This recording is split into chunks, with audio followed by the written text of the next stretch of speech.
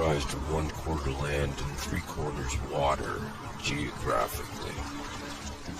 The average human body is composed of up to 90% of its weight in water from birth. The human fetus spends 9 months approximately in utero and in water.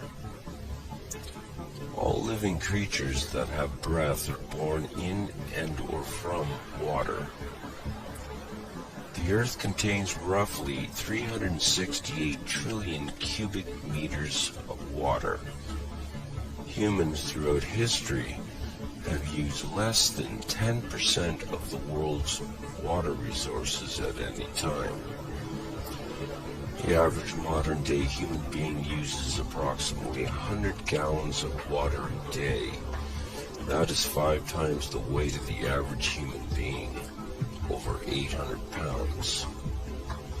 The average healthy human being will drink up to 3 gallons of water a day. All of the planet's most ancient mythos, theos, and cosmologies record creation events that begin with water. All laws, since primordial antiquity, were written to regulate land and sea separately.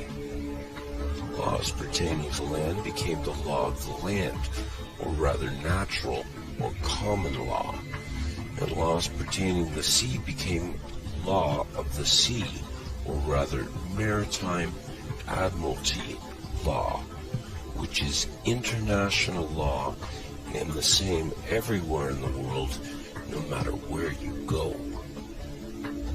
All laws since time immemorial originate from and are based upon ecclesiastical or canon law via the ancient laws and ecclesiastical right of kings.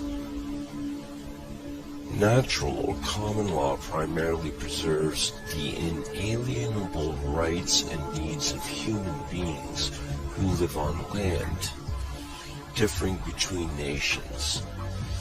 The law of the sea, or maritime admiralty law, primarily grants the right that is legal to conduct merchant, banking, corporate, international commerce. Seeing how living persons cannot live on or in water for extended periods of time, and the Earth's seas have been used primarily for travel since antiquity, regulation of the sea for merchant, trafficking, shipping, and commerce through law became necessary for the merchants of nations to do business internationally. The law of the sea, maritime admiralty law, is universal and transcends all national boundaries and laws legally. What is legal is not necessarily lawful.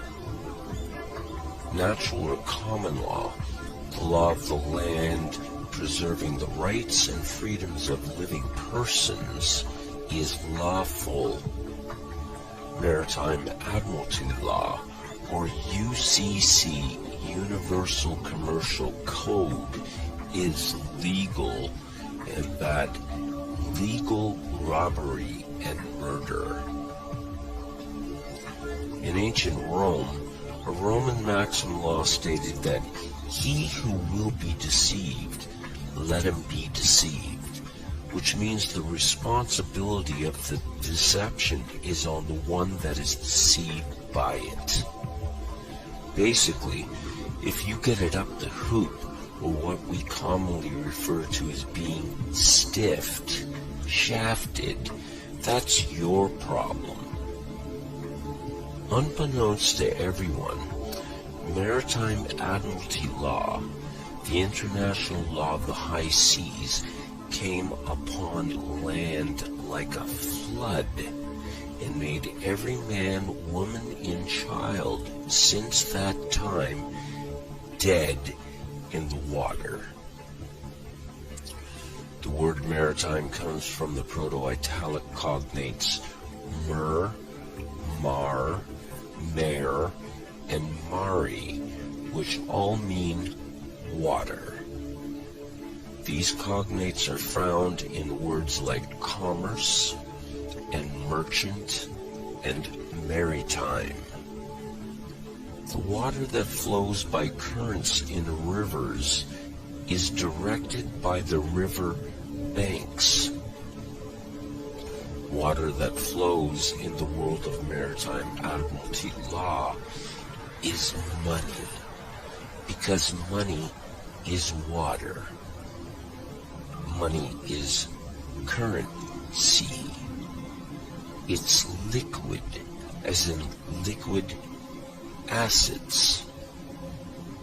Money, or monai, mono-I, or simply one eye in maritime admiralty banking laws, is the lifeblood, the cash flow of the system of merchandising and traffic.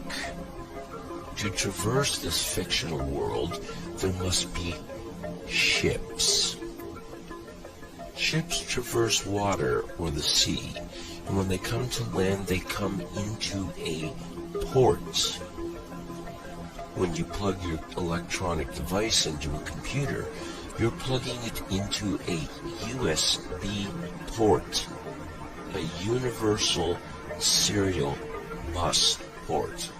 The world of the internet is analogized with water as well. We have the deep web, and when you do live social media broadcast on the internet, you are streaming the show. When a ship pulls into the port, it